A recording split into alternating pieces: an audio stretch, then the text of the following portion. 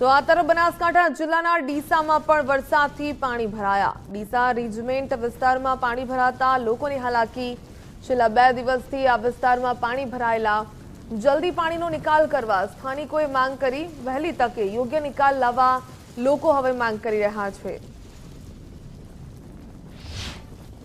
છેલ્લા 2 દિવસથી જે પ્રકારે વરસાદ વરસી રહ્યો છે જેના કારણે અનેક વિસ્તારોમાં પાણી ભરાયા છે ત્યારે આપ આ દ્રશ્યોમાં જોઈ શકો છો કે ડીસામાં આવેલો આ રીજમેન્ટ વિસ્તારમાં જે ખાડિયા વિસ્તાર કહેવાય અહીં વર્ષોથી પાણી ભરાય છે।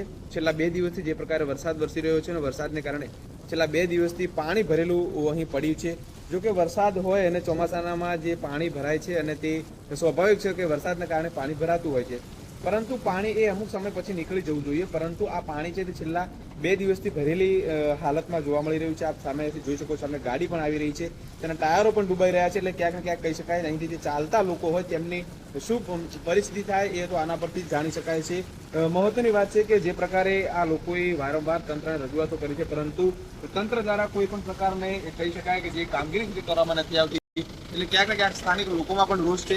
આ પાણીનો નિકાલ કરવામાં આવે તેવી અત્યારે સ્થાનિક લોકો માંગ કરી રહ્યા છે। કમલેશ નાભાણી, ગુજરાત ફર્સ્ટ, બનાસ।